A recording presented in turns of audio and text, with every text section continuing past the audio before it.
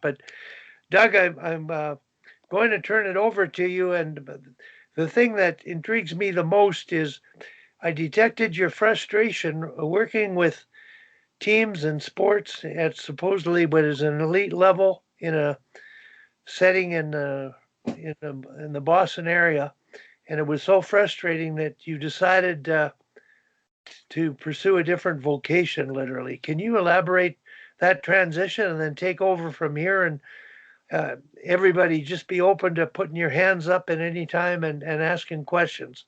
Okay, Doug? Yeah, sure. When I came down here, after spending 10 years back in Eastern Canada, I came down and took over kind of a floundering youth hockey club. All the club, I think it's Tim that's in Philadelphia, right? He would know all the clubs. Most of the clubs would be private down here, and rink owners would have their hands, in owning a lot of those clubs. So I came down and took over a floundering club, and when you come down with your own philosophies and development ideas, you're excited to kind of implement them and improve the club. And I felt like we did that early on.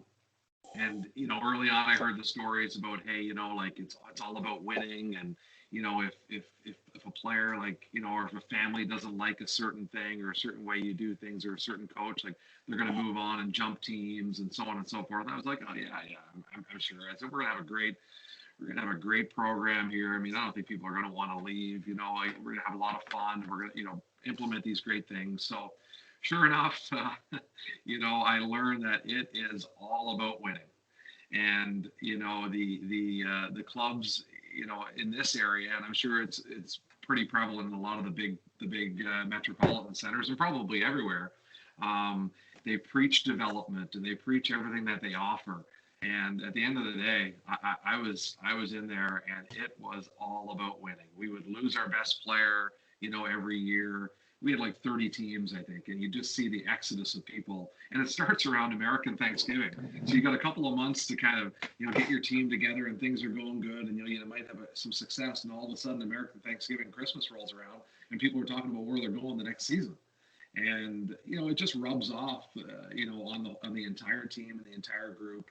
And as I look back on it, and I look at, particularly in Massachusetts, what's happening is you're not getting a lot of players that are moving on to the high levels. When you look at USA Hockey and the states that are turning out players, it should be Massachusetts. But I mean, with this model that they have, the privatization of hockey and the complete focus on winning, it's really hurting things. So I was pretty disheartened after a couple of years. I just decided to step away from coaching. It just wasn't worth it. So the last couple of years, I haven't coached, and I've sat back. I've got a 13-year-old son. I've watched him and that sort of thing. So, but I'm telling you, it's really, I couldn't believe the level of, of I guess, commitment to winning that these youth clubs had. So.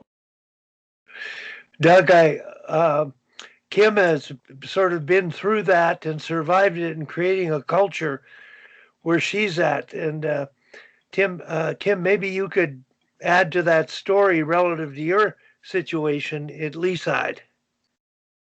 Sure. I chuckled a little bit, Doug, when you said it all starts at American Thanksgiving, because in Toronto it starts at Canadian Thanksgiving. Really early. Really early, and it has a cascade. I mean, certainly I coached junior the last 7 years, and it starts incredibly early there. And even for our less competitive, lower level teams at younger age groups, the majority of the team is picked before Christmas. So it's quite an accelerated process, and it continues to accelerate even in a COVID year. But I'm not sure if you're familiar with girls hockey, and at least here in Ontario, there are no residency rules. So you do not have to play for your community. You can go anywhere you want. You're a free agent at all times, which I think, sometimes associations or coaches sort of use it as an excuse. And I'm similar to you, Doug. I try to create the culture and believe in what we're doing and hope that people want to stay. There's, I would say, at least 6 other very large girls hockey associations within a 30-minute drive with no traffic, which doesn't exist here in Toronto, but there are a lot of other options. And so I believe it's really important, and probably what you were trying to instill there is the culture and what you are, and being clear about what you are and what you're not. And we are certainly not the win it at all costs cutthroat association. We are very much a developmental association with high level teams. And so we're trying to increase the competitiveness of our competitive teams. So we're sort of doing it, I guess, in the opposite direction. So we'll see if we can keep our great culture as we do that. But, there's certainly a lot of options nearby if people want more of that cutthroat win at all costs. I can not name them, but Sammy would probably know them. There's a couple associations not far from here that if that's what families want, they can easily go in that direction. And so it is challenging. And I've always said, if that's what they want and we're not delivering it, then so be it. But we're not willing to compromise that way. And we also don't hurt for numbers of players.